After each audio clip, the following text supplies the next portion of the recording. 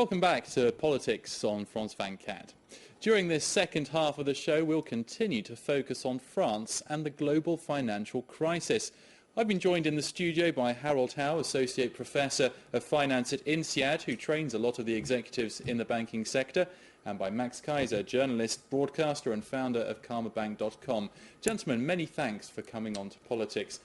Max, what have you made of President Nicolas Sarkozy's handling of the global financial crisis so far? France won the capitalist war of the ages. The model of state-sponsored capitalism obviously is a winner compared to America's savage capitalisme, and that's what the rhetoric, anyway, coming out of Sarkozy. Whether that's true or not, we're going to have to see. There's some fine points that need to be explored, without a doubt. Harold Howe. Well, I would take the opposite view. In fact, when taking a closer look, it's all but state capitalism that has sort of won. If one looks in particular at the German case, which we will in a moment, I would say markets needs to be strengthened, and the state has to retreat from a lot of areas, in particular from the banking sector.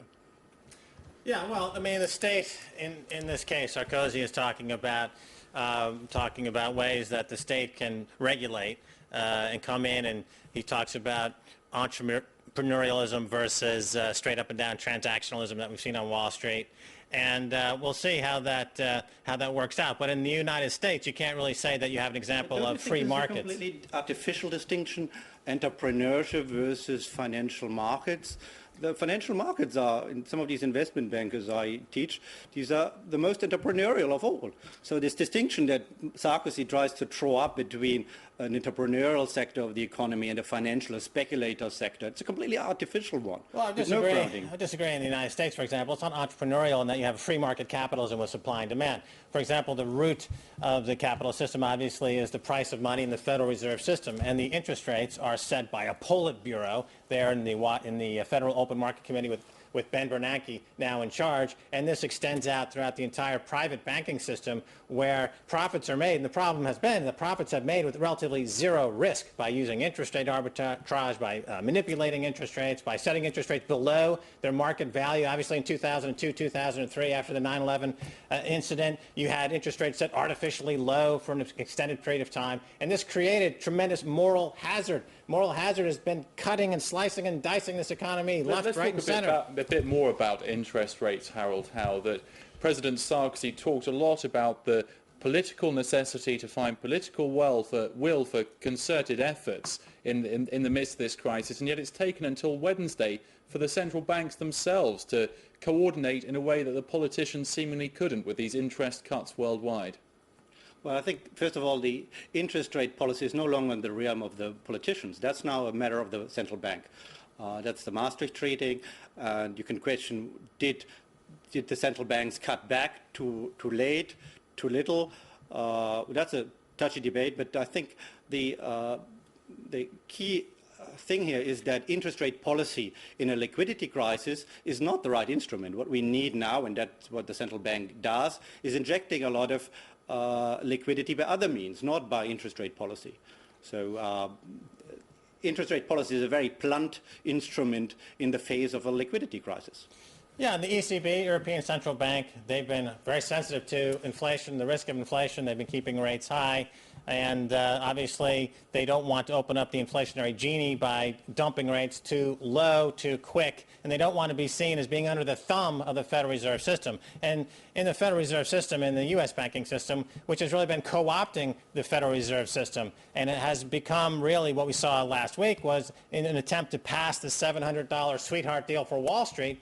They were putting a gun to the market's head and saying, either you give us the money or we're going to crash this market. That's not really free market capitalism. That is extortion. That is a new fangled version of fascism that we're seeing in America. And I'd like to see some pushback in the U.S. against that. To recap, where did the crisis start? It started in the real estate sector, where the government has a very huge stake. These are two government-sponsored guaranteers, McGiffen and what's the other? Fannie Mae and Freddie Mac. Fannie Mae and Fannie Mac. They basically bought up half of the market. So it's very much a state-controlled market where the crisis started. But you have to distinguish the subprime crisis from the now ensuing liquidity crisis. These are completely separate things. But Harold Howe, has France been protected in some way by its greater regulation and by the fact that it's very, very difficult for individuals to obtain credit in France? Yeah, that's certainly a protection against having a lot of bad credit out there. And so in this sense, it's a bit like if you never enter a car, you never use a car, you're certainly not risking having a car accident. That's the best protection if you want, if you don't have much lending to begin with. Yeah, it would appear as though the European banking system and the French banking system has been protected by its reluctance to make the kind of loans that you saw in the U.S. The Fannie Mae and the Freddie Mac loans and the levering that went on and the repackaging and securitizing of those loans. Unfortunately, a lot of these French banks and German banks bought these repackaged, securitized Fannie Mae, Freddie Mac type bonds with the supposed AAA rating, which was completely false by Moody's and S&P, who have a conflict of interest because they're publicly traded companies and they're just trying to milk the system for big stock bonuses, as we've seen. And nevertheless, they ended up in the European banking system, and they've exploded in the European banking system. Yeah. And they ended up particularly, if you look at the case of Germany, it was virtually all Landesbanken, basically public held banks, that bought up these U.S. securities. So if you believe that a bigger role in the state is a solution to the current banking crisis, have a closer look at Germany and see it's exactly the opposite. The public sector banks were the most exposed because they had the poorest corporate governance. They had boards of directors fully of politicians that had no competence in overlooking what the managers did. So I think one thing to conclude from this crisis, in particular from the German version of it, is that a bigger state role in banking is not the solution. Now, Germany were one of the countries who acted on a national level. They wanted national answers to national and international problems. Max Keiser, why do you think it was so difficult to build together a coalition to tackle this crisis? That the French, although they denied it, put forward this idea of a 300 billion euro bailout fund for the banking system across Europe last week, and it simply didn't catch on despite the mini G4 crisis summit with Italy, Britain and Germany over the weekend. Well, the eurozone is fragmented. You've got the have-nots down in Italy and Spain and Ireland, who were hog wild in the real estate speculation and whose economies have imploded. Then you've got a country like Germany, which is a huge exporter, a very solid system. So to bring these all together into one solution means that Germany is going to underwrite the problems of these other countries, which they're not really anxious to do.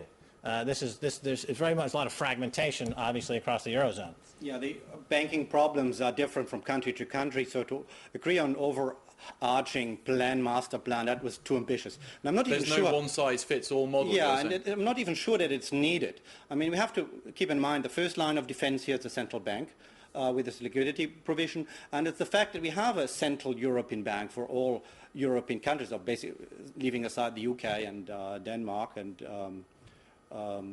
so the fact that we have Iceland, yeah, to their regret, I guess, at the moment. So the fact that we have a central European approach through the central bank is very, very useful in this crisis. And I think the fact that these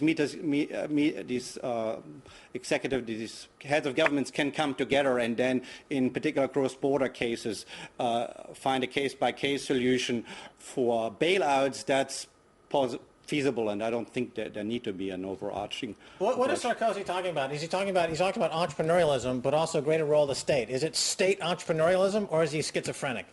He said that there'll be 22 billion euros worth of aid for small and medium-sized enterprises, and also one of these bilateral deals was for Dexia, helping to bail out the Franco-Belgian bank Dexia. And we've ended up with this situation, Harold Howe, as well, where BNP Paribas has taken over the Belgium and Luxembourg wings of Fortis Bank, and now suddenly the Belgian state has a stake in France's biggest bank. It's a crazy old world out there. I mean,